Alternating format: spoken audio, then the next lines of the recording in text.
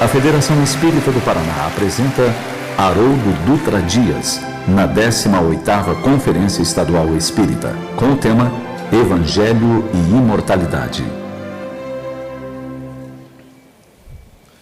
Caros amigos, um bom dia para todos.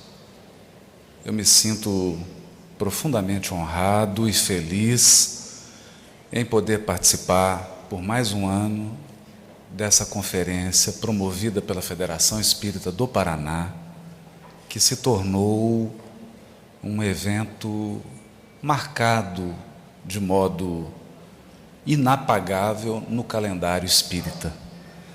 Eu sei que aqui estão presentes pessoas vindas de vários estados do país, que viajaram algumas milhares de quilômetros para estarem aqui. Nós agradecemos a presença, o esforço de todos e dizemos com muita alegria que vocês, na verdade, são a razão da existência dessa conferência, né? Nós estamos aqui para servi-los, somos aqui servidores de todos vocês. Que Jesus possa inspirar esses momentos em que passaremos juntos, que nós possamos receber a inspiração do mundo maior, a fim de que a nossa fala esteja à altura do conteúdo espiritual do Evangelho do Cristo. Emmanuel afirmou no prefácio do livro Vinha de Luz que o Evangelho é o sol da imortalidade, que o Espiritismo reflete com sabedoria para a atualidade do mundo. Mas para que o Evangelho possa resgatar a sua condição de sol da imortalidade, nós precisamos fazer o esforço de ultrapassar a letra, porque a letra mata, só o Espírito vivifica. Extrair o Espírito da letra, ultrapassar as circunstâncias históricas, linguísticas, gramaticais, que servem apenas de recipiente para o néctar divino da mensagem do Cristo, é fundamental, é essencial, se nós queremos nos apropriar desse conteúdo para a renovação do nosso destino, para a recuperação do nosso espírito, para a recomposição dos nossos caminhos evolutivos. Então, nós estamos aqui hoje, não com a intenção de falar para simples criaturas humanas encarnadas. O nosso desejo, o nosso maior anseio é falar para o coração, falar na condição de espírito imortal para espíritos imortais. Lembrando que essa condição de encarnado, ela é provisória. Olha, e é tão breve, é tão breve. A encarnação passa num piscar de olhos. Mas as experiências colhidas nessa abençoada encarnação que nós estamos vivendo, essas sim permanecerão. Feitas essas advertências, nós vamos falar do Evangelho e da imortalidade, ou da imortalidade proposta pelo Evangelho. E então seguimos um roteiro trazido pelo benfeitor Emmanuel. Está presente no capítulo 104 do livro Palavras de Vida Eterna. É claro que o título dessa obra faz referência a um diálogo registrado no Evangelho de João, quando Jesus diz aos discípulos: mas as minhas palavras são palavras de vida eterna, não é? É uma fala do apóstolo para o Cristo. As tuas palavras são palavras de vida eterna, porque não são palavras circunstanciais. O Cristo não fala para uma situação passageira apenas. ele não se dirige a problemas transitórios apenas. O Cristo fala para o nosso espírito. E ele intenta resolver questões de fundo, questões estruturais. E ele mesmo advertiu naquela mini parábola do homem que possuía um demônio. E o demônio foi tirado. É claro que demônio aqui no sentido simbólico, né? Ninguém está imaginando uma figura mitológica. E o que ele faz? Quando esse espírito imundo sai da sua casa, ele adorna a casa. Ele faz uma faxina, ele redecora. E Jesus diz que a situação desse homem se agrava, porque quando esse demônio sai e percebe que a mudança foi apenas de fachada, quando ele percebe que a mudança foi apenas para aparecer, não foi uma mudança estrutural, ele volta e passam a ser 7 demônios. Portanto, as palavras do Cristo não são para reforma, no sentido de mudar um móvel de lugar, colocar uma plantinha, decoração. As palavras do Cristo são para mudanças estruturais, para transformações profundas. Então, quando as palavras de vida eterna do Cristo penetram a alma humana, você sai de Saulo para Paulo.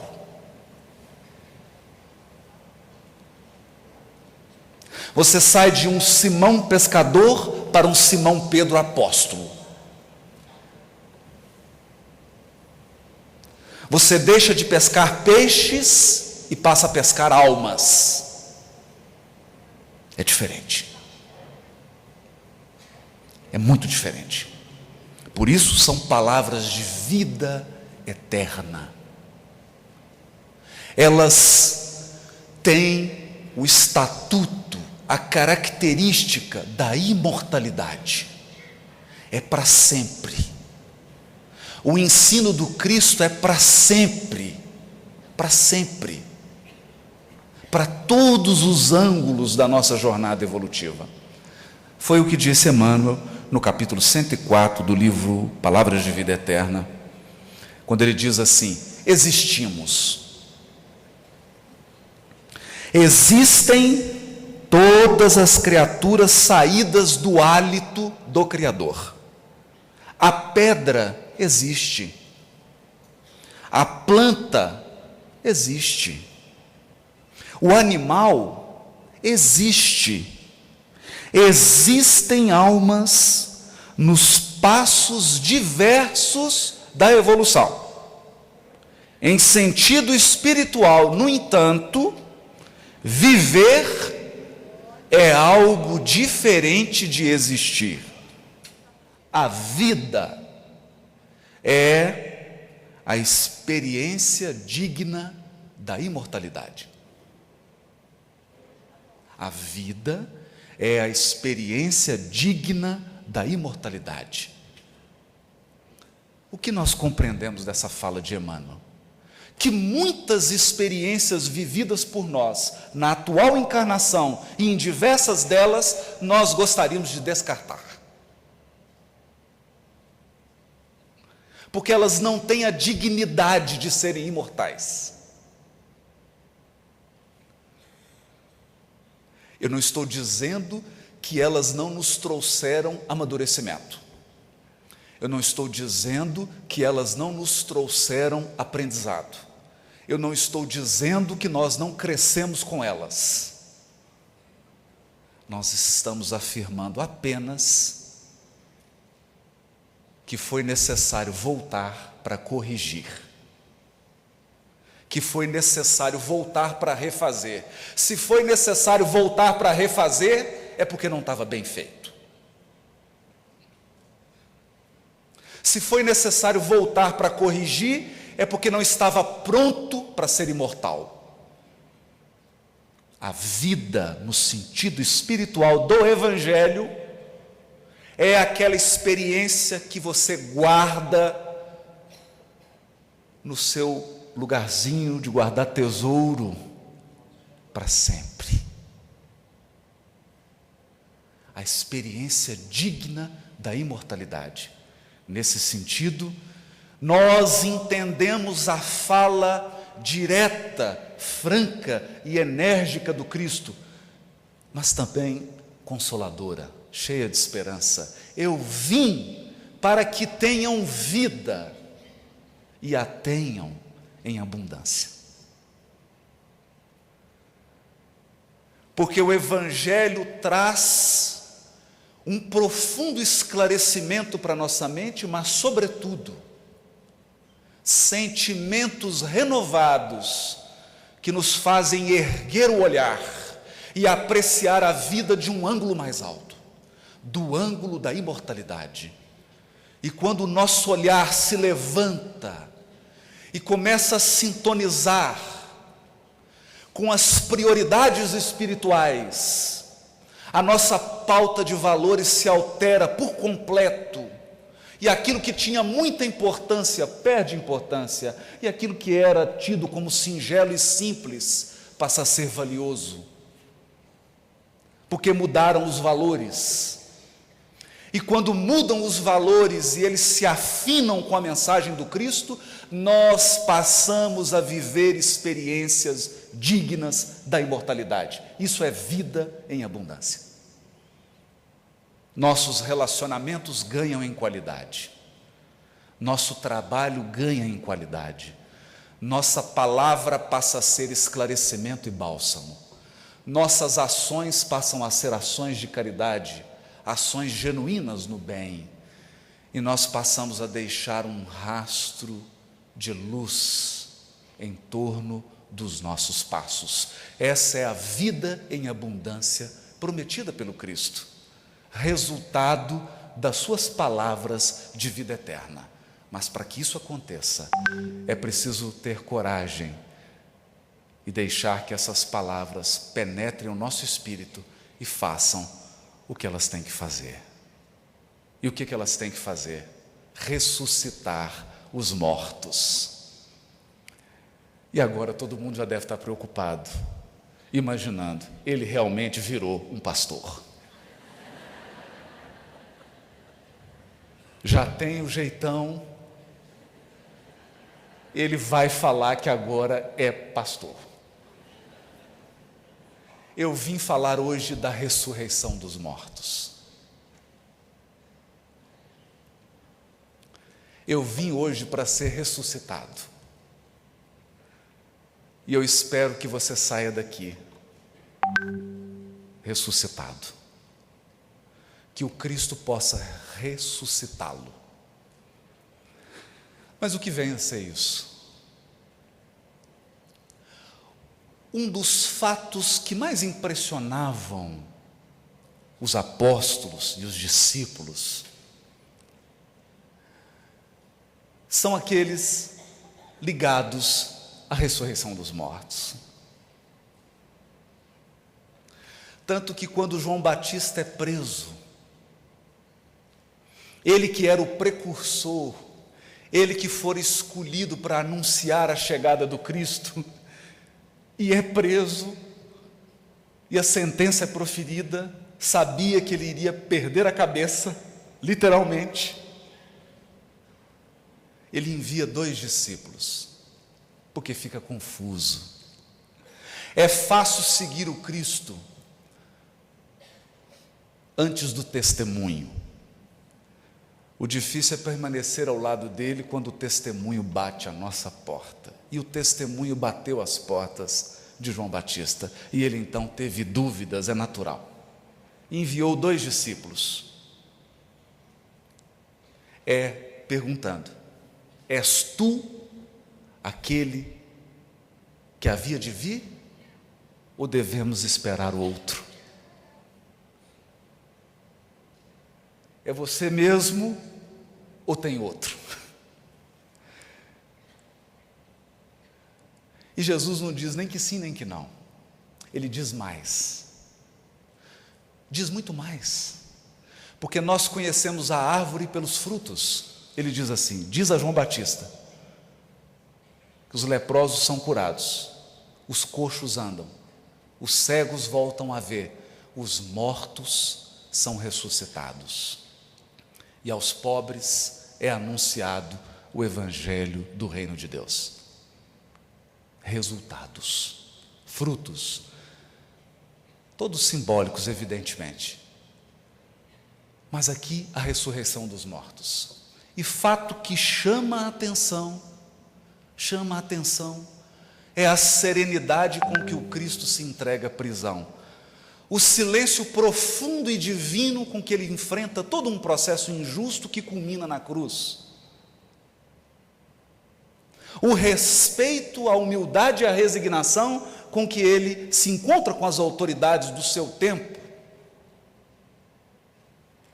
sem revolta, sem reclamações, sem acusações, tendo apenas o perdão e a misericórdia a oferecer, e dando a maior lição de humildade que o mundo já viu, o governador espiritual do orbe, se curvando, como se fora um culpado,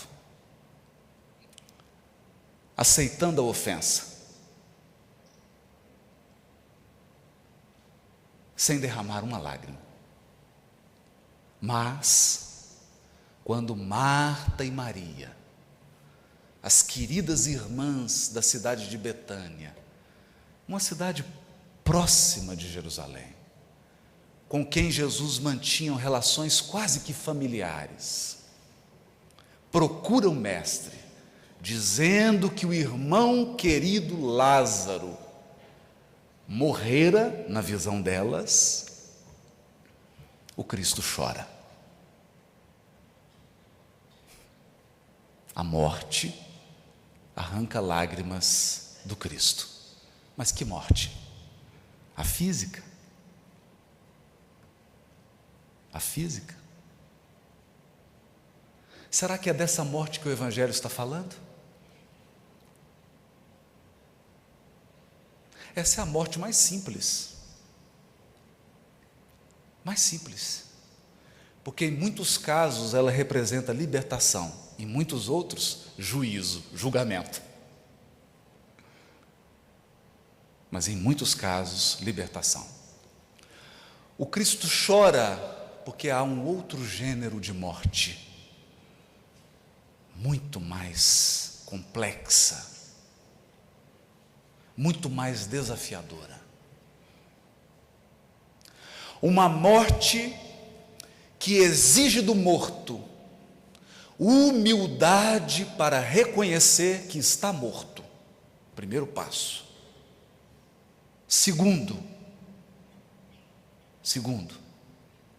capacidade de se entregar ao poder ressuscitador do Cristo.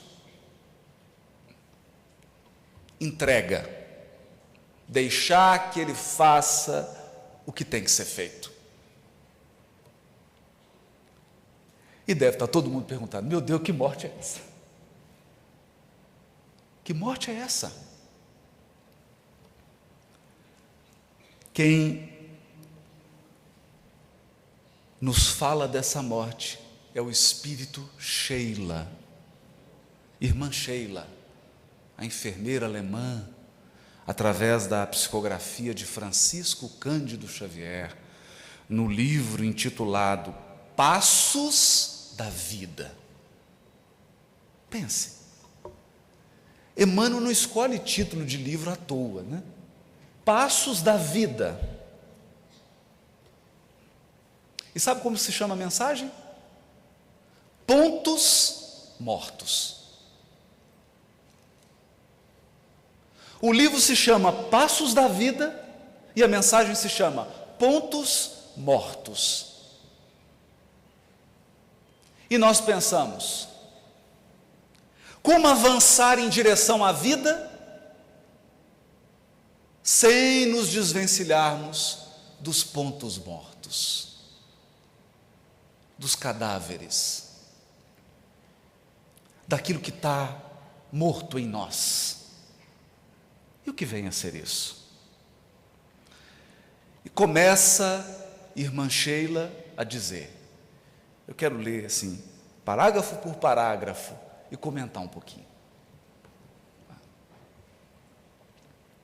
Ela inicia dizendo: se a presença de alguém te constrange a sofrer penosa impressão de mágoa, recorda que, nas vibrações desequilibradas, a te impelirem para a inquietude, jaz um ponto morto do sentimento, reclamando-te boa vontade, para que se lhe extingua a perigosa existência.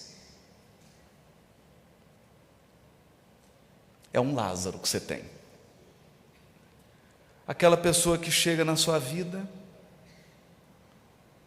te desperta mágoa, ressentimento, perto dela você se sente inquieto, e não tem jeito de fugir, porque se você quer ficar perto de uma pessoa para o resto da vida, é só você odiar.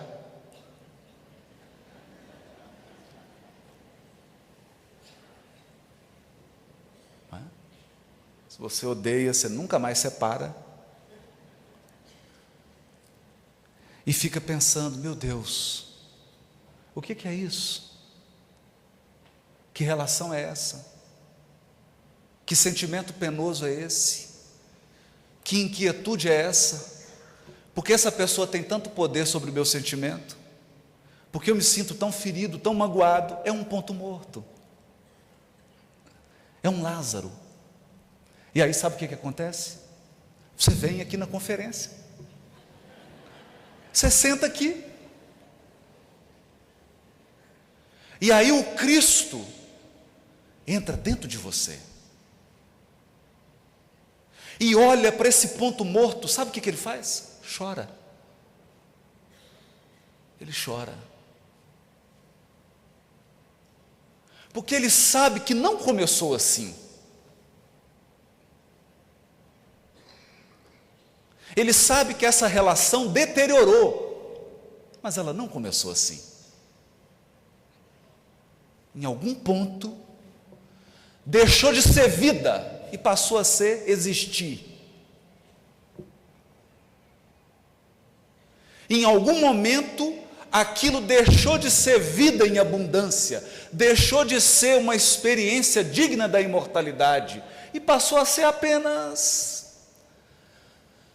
um conjunto de equívocos que precisa ser refeito, um ponto morto que precisa ser ressuscitado. Quem vai ressuscitar isso? Quem? O Evangelho.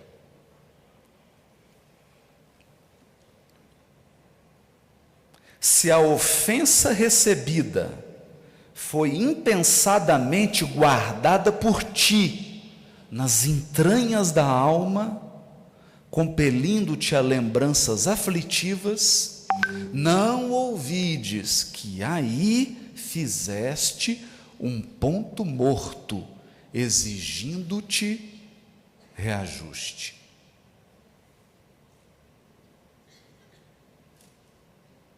Porque ser ofendido não depende de mim, depende do ofensor.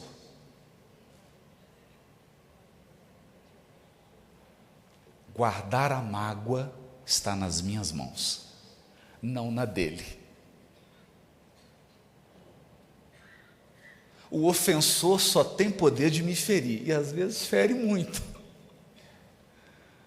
Mas guardar a mágoa é criar, ou como diz irmã Sheila, fazer um ponto morto.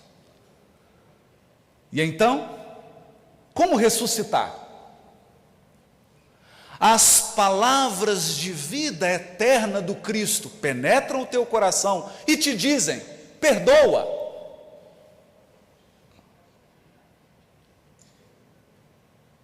Porque o perdão não é uma dádiva que você oferece ao ofensor. O perdão é um bálsamo que você aplica em si mesmo.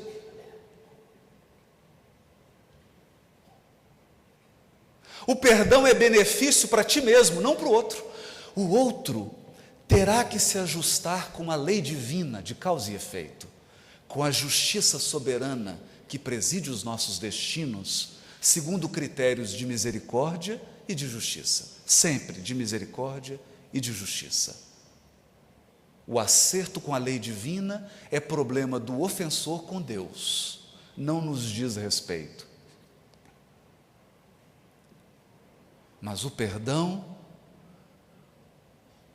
é o bálsamo que cicatriza, é o antisséptico que imuniza, é remédio para nós mesmos. É um ponto morto. A mágoa.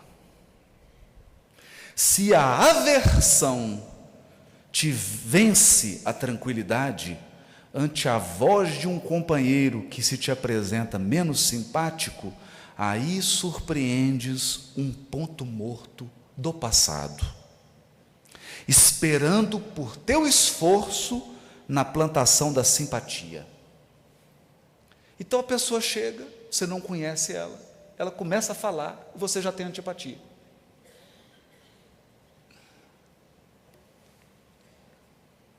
É assim. A pessoa tem uma antipatia gratuita. É um ponto morto.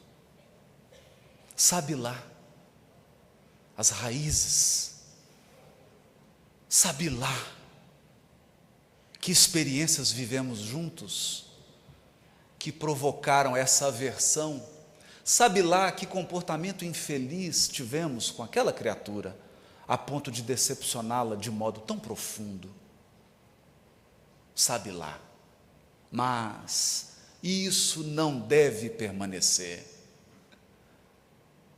Não deve, porque ninguém entra na imortalidade trazendo pontos mortos. E quando eu digo imortalidade, eu não estou dizendo sobrevivência além da morte.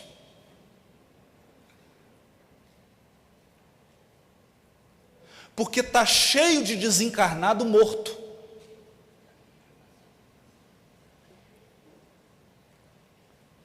Tem gente encarnada que está mais viva do que alguns desencarnados. E eles estão aqui morrendo de rir e concordando. Porque você vai nas regiões de sofrimento, você acha que eles estão se sentindo vivos? Você acha que eles estão se sentindo plenos? Mas eles são imortais.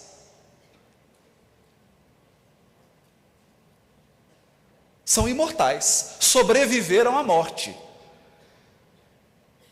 Mas isso só significa que eles existem no mundo espiritual, não significa que eles estão vivos. Estar vivo é um plus. Estar vivo é mais do que sobreviver à morte física. Estar vivo é deixar o Cristo ressuscitar nossos pontos mortos. E as aversões constituem um ponto morto. Se encontras no trabalho um associado de tarefa, de cuja cooperação desejarias prescindir, em face do mal-estar que ele te impõe, aí possuis um ponto morto do caminho, que precisa superar com a diligência do bem. Se alguém te penetrou a família em condições que te atormentam, suscitando-te pensamentos de animosidade, é que a bagagem de circunstâncias que trazes do passado, em reencarnações, aí te oferece um ponto morto, solicitando-te suprimi-lo com aplicações de tolerância em auxílio a ti mesmo. Olha isso. Circunstâncias que trazes de passadas reencarnações. Você existiu várias vidas e viveu alguns momentos. E nessas sucessivas existências, foi deixando pontos mortos, vínculos com criaturas, vínculos que se transformaram em morte. E agora essas circunstâncias vêm com um único objetivo: ressuscitar.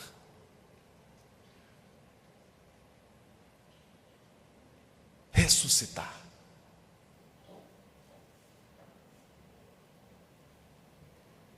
Se em teu círculo de fé surge um irmão de ideal com quem te desarmonizas, tentando-te às vezes a abandonar os mais preciosos deveres para com os desígnios superiores que te presidem a tarefa, convence-te de que aí formaste um ponto morto que é preciso afastar em teus exercícios de fidelidade aos compromissos assumidos. Exercício de fidelidade, olha, que é a terapêutica para curar esse ponto morto. É uma ação ressuscitadora do Cristo. Está todo mundo convencido que eu não sou pastor? Nessa vida? Eu estou pensando aqui o meu amigo, irmão querido, pastor Enés, assistindo essa palestra, mas eu estou aqui fazendo uma troça com ele mesmo. Eu estou provocando ele, viu? Tenho amigos pastores que frequentam a minha casa e são irmãos queridos. E eu estudo junto com eles e aprendo muito com eles. Tenho um profundo respeito pelos evangélicos e pelo mundo protestante, tá? É só uma brincadeira, porque ele vai assistir esse vídeo aqui e aí nós vamos rir muito.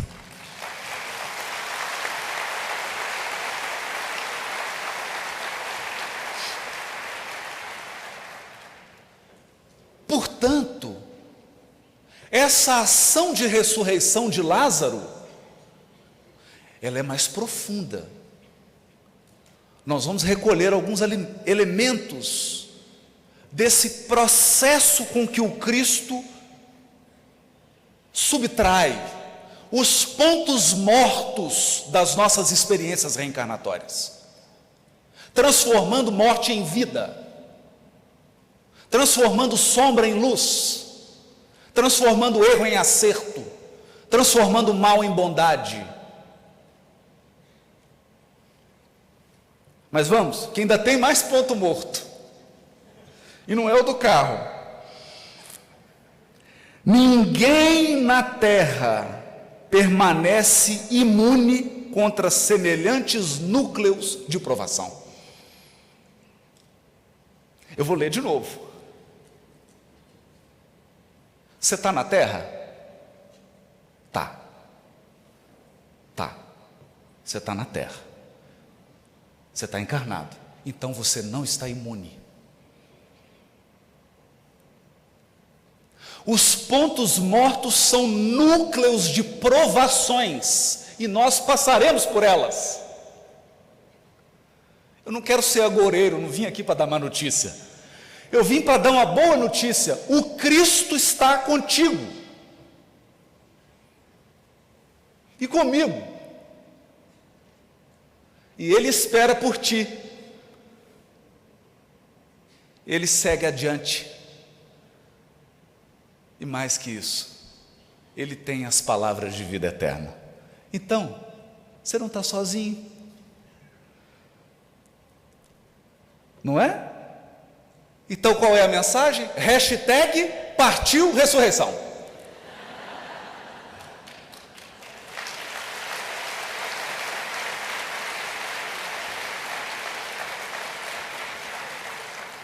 Vamos deixar o Cristo ressuscitar,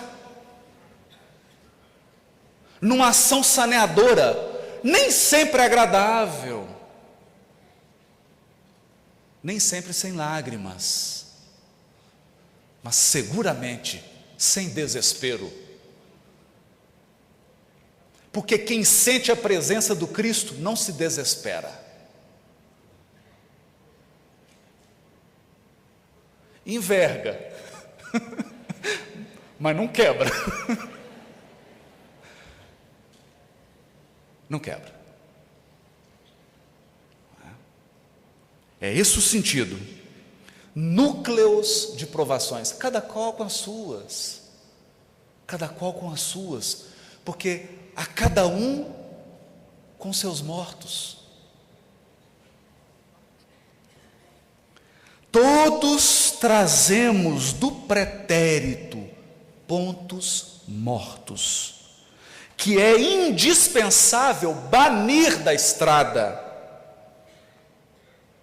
Olha que lindo isso. Indispensável banir da estrada, a fim de marcharmos ao encontro do futuro, na posição de almas livres, para a abençoada missão que nos é reservada. Isso é lindo, porque ponto morto significa plantio livre, colheita coercitiva.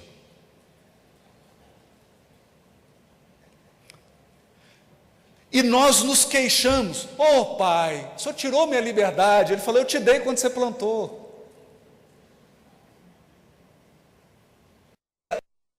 Resgatamos liberdade. Mas não há liberdade sem sanear os pontos mortos, porque ninguém engana a lei,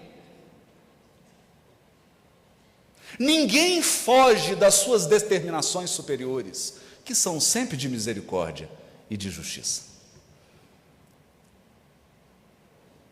Ninguém colhe o fruto antes do tempo. E não é possível ir ao encontro do futuro glorioso, planejado para o nosso destino, sem afastar da estrada os pontos mortos que nos prendem ao pretérito.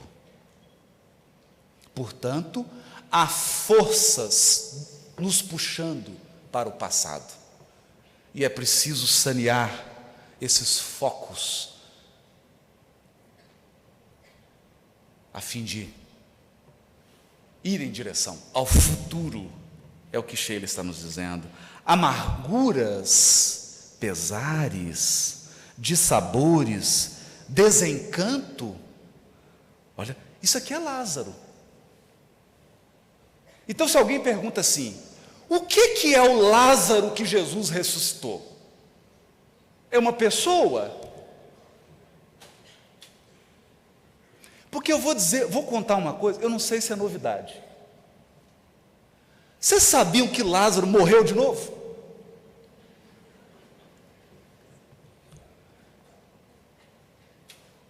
Não é curioso isso? Estava no túmulo, chegou o Cristo, tirou ele do túmulo, mas ele morreu de novo.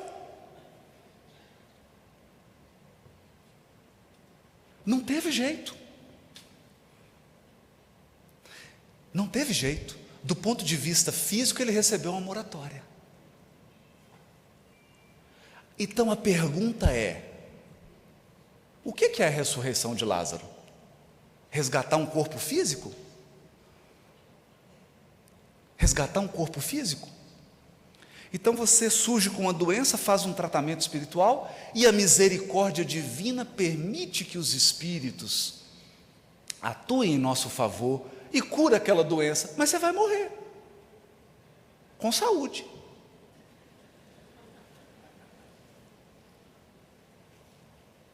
É bom, eu pretendo desencarnar com saúde, mas vai desencarnar. Me lembro de uma palestra do Décio Andoli, num congresso da AME, da Associação Médico Espírita Nacional, e ele disse que atendeu uma senhorinha, ela já estava com 90 e tantos anos, né? E de repente ela foi ficando fraquinha, desencarnou, e os filhos chegaram: mas doutor, O que aconteceu? Ele falou assim: gente, acabou a pilha. Não é? Então o Lázaro, enquanto encarnado, morreu. O que é o Lázaro simbolicamente falando? Eu vou ler aqui. Amarguras, pesares, dissabores, desencantos, são regiões traumatizadas de nossa alma que nos compete sanar, usando os antissépticos da bondade e do perdão, do sacrifício e da renúncia. Essa é a ação ressuscitadora do Cristo. As lições de perdão do Cristo penetram nossa alma e dissolvem os pontos mortos. As lições de bondade do Cristo penetram nosso coração e dissolvem rancor, amargura, ódio, mágoa.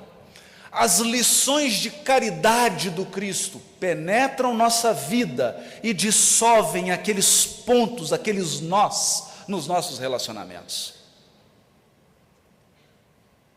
Esses são os remédios ressuscitadores. E é por isso que o Evangelho do Cristo é o sol da imortalidade.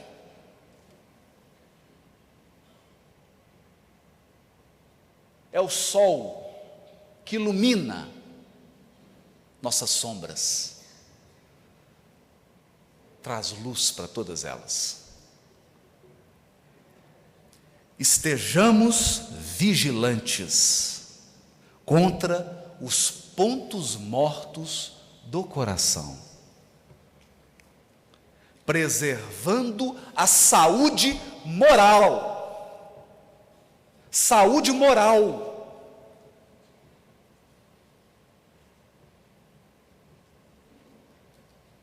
É relevante isso. Porque você pode controlar o colesterol, a glicemia, o percentual de gordura do corpo, com a dieta, com exercício físico, com medicamento. Mas e a saúde moral?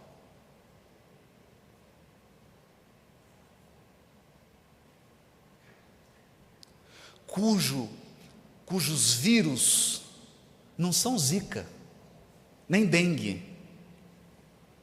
Os vírus que atacam nossa saúde moral se chamam rancor, ódio, antipatia, rebeldia e resignação, prepotência, orgulho, vaidade. Esses são os vírus e são pior do que o ebola. Porque eles criam pontos mortos. Então, preservando a saúde moral, como nos apressamos a defender o equilíbrio do corpo físico? Rendamo-nos à serenidade e à paciência, no serviço infatigável do bem com o Cristo de Deus. Serviço infatigável do bem com o Cristo de Deus, porque o mestre da ressurreição é igualmente o grande médico da vida eterna, capaz de libertar-nos do jugo tiranizante da morte. É esse o sentido espiritual. O Cristo veio nos libertar da morte, não da física, porque esse é processo de vida, é passagem para a vida mais ampla. O mestre da ressurreição, o médico das almas, o Cristo, veio nos libertar dos jugos, dos pontos mortos. E aqui vale refletir. Vale refletir.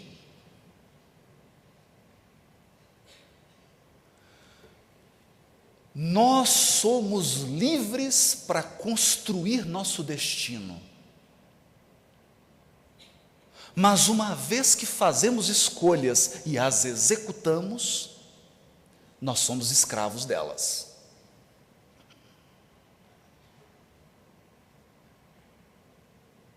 E elas se tornam jugo. Se tornam jugo. Constrangem nossa liberdade. Porque examinemos o sentido de morte. Olha para o morto. Há até uma piada lá em Minas Gerais. O sujeito chegou, no interior não tem campainha. Ele bateu palma. Ô de casa! Aí chegou um rapaz na porta. Falou, o compadre tá? Falou, não, o compadre saiu. Foi para um velório.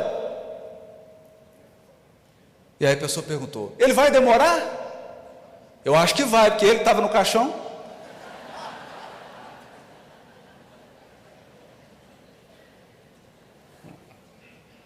Então a ideia da morte é perda de mobilidade.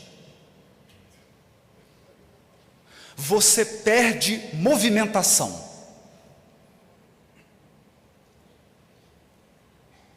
Total. Examinemos nossas existências reencarnatórias. O indivíduo vem numa determinada existência com as dádivas dos recursos financeiros.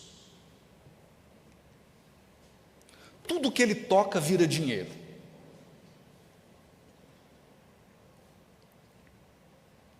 E ele possui uma estabilidade financeira. Não há dificuldade financeira. É um teste. É um teste. Por que é um teste? Porque os espíritos que dirigem a nossa evolução sob a égide do Cristo passam a observar esse coração, passam a monitorar o uso que ele fará dos recursos financeiros. E então, digamos que esse coração equivocado passe a utilizar o dinheiro para subverter as pessoas, para diminuir a consciência moral e ética das pessoas, passa a comprar as pessoas através do dinheiro. Ele começa a construir relacionamentos afetivos, relacionamentos familiares, relacionamentos profissionais e relacionamentos sociais, tudo baseado no seu dinheiro. As pessoas só estão do lado dele por causa do dinheiro, não por causa dele.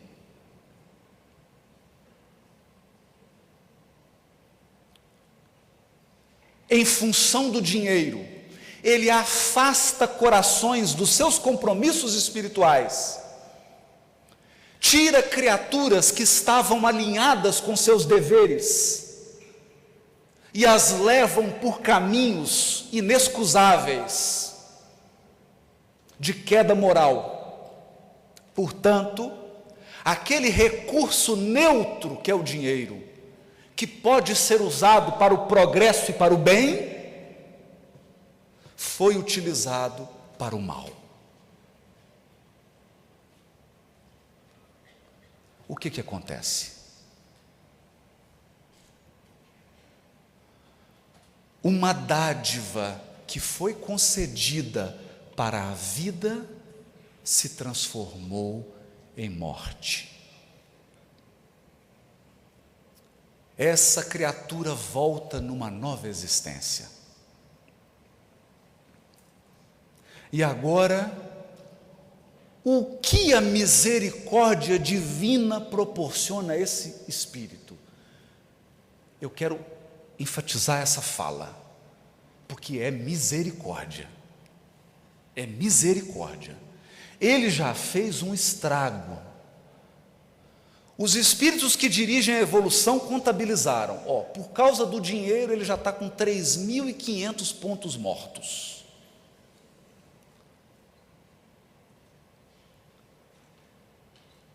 O que nós fazemos? Vamos dar dinheiro de novo para ele? Fala, não, é melhor não. Entendem? Porque nós espíritas costumamos dizer assim, não, eu estou sem dinheiro, estou pagando. Não, você não está pagando, você está sendo protegido de você mesmo. Você está sendo protegido, você está sendo resguardado. Mas nós podemos usar outros exemplos. O indivíduo que veio com uma saúde de touro, não pega nem gripe. E aí o que ele faz com a saúde? Hábitos alimentares, tudo de ruim. E o corpo tolera as suas ações inconsequentes por 50, 60, 70 anos. Numa próxima existência, ele fala, e agora? Vou reencarnar com um corpão saudável? Ixi, meu amigo, agora você não vai poder tomar nem vento de banda. Se soprar, você já está gripado. Entendeu? Abriu a porta, passou um ventinho, daqui 2 minutos ele já está espirrando. Perdeu liberdade de movimentação. Por quê? Porque a saúde que lhe fora dada pela misericórdia divina para gerar vida, transformou-se em morte. Não é? E nós podemos pensar na beleza física, nos talentos intelectuais, nos talentos artísticos, todos dádivas concedidas pela providência divina, dádivas valiosas. Então o problema não está na riqueza, o problema não está na beleza, o problema não está nos dotes intelectuais, artísticos. A questão reside no uso da liberdade.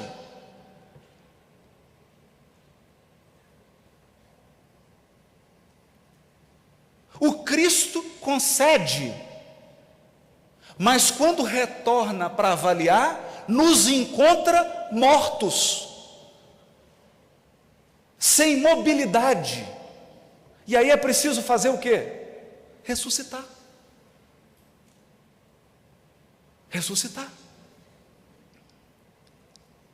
Então pensemos, cada um de nós aqui, dá para fazer uma lista, não é tão difícil assim.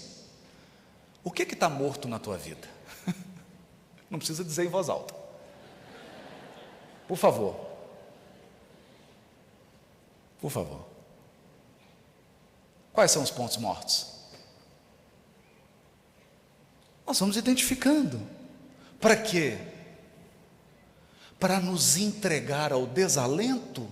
Não, não. Para nos entregar à tristeza? Não. Para nos entregar ao suicídio? Pior ainda. Pior ainda. Porque você está com um problema, suicidar, você passa a ter 3 problemas.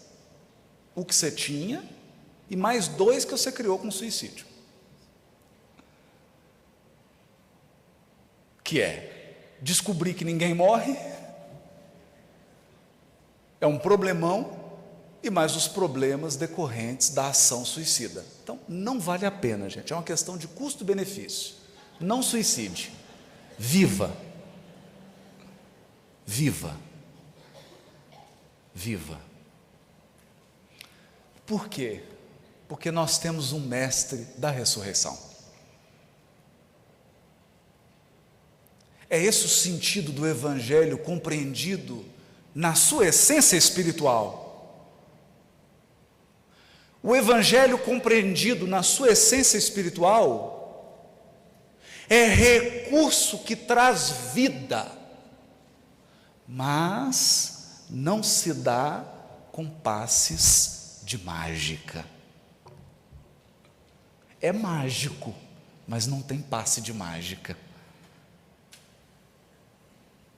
Requer paciência, resignação, requer entrega, confiança,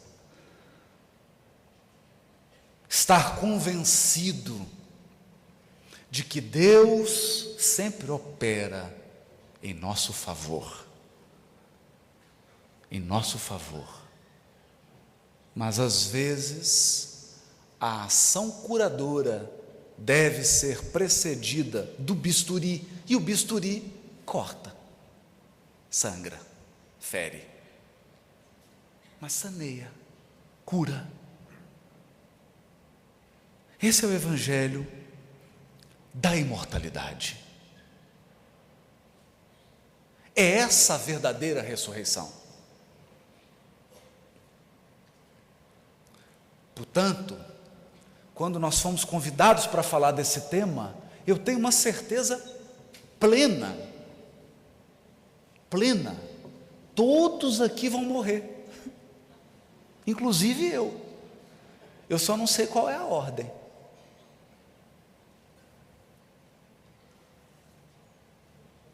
Então nós não podemos estar falando aqui apenas de morte física.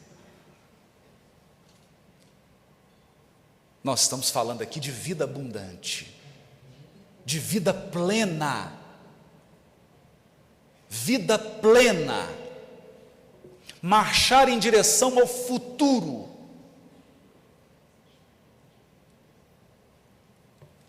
Retirando da nossa estrada, dissolvendo das teias da nossa vida os pontos mortos.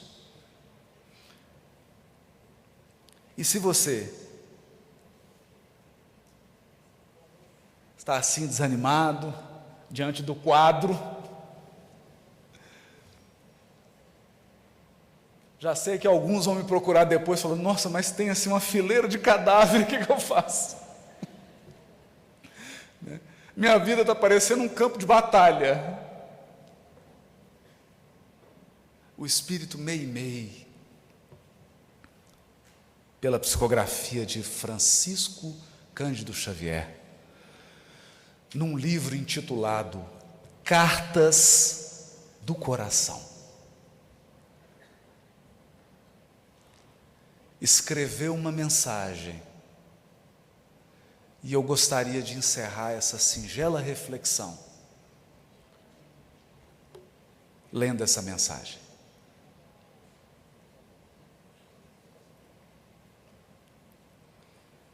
Porque de uma coisa eu tenho certeza: eu não sei o trabalho que vai dar para ressuscitar tanto morto. Mas nós temos um Cristo. Ele é nosso irmão mais velho, Ele é nosso guia, Ele é nosso modelo. Ele segue adiante e ao mesmo tempo ao nosso lado. Ele pode aquilo que nós não podemos. Ele é livre, embora nós sejamos escravos. Ele vive, embora a gente ainda seja escravo da morte. E, para não perder a piada, Jesus te ama. Ele nos ama profundamente. E é por esse amor que Ele opera através dos seus emissários, programando e reprogramando as nossas vidas, fazendo e refazendo, destruindo para reconstruir, alterando para renovar. Portanto, Meimei nos diz no livro Cartas do Coração, e eu queria falar para o teu coração agora. A mensagem se chama Confia Sempre. Confia sempre. Não percas a tua fé entre as sombras do mundo. Ainda que os teus pés estejam sangrando, segue para a frente, erguendo a fé por luz celeste, acima de ti mesmo. Crê e trabalha. Esforça-te no bem e espera com paciência. Tudo passa e tudo se renova na terra, mas o que vem do céu permanecerá. De todos os infelizes, os mais desditosos são os que perderam a confiança em Deus e em si mesmos, porque o maior infortúnio é sofrer a privação da fé e prosseguir vivendo. Eleva, pois, o teu olhar e caminha. Eleva o teu olhar e caminha. Luta e serve. Aprende e adianta-te.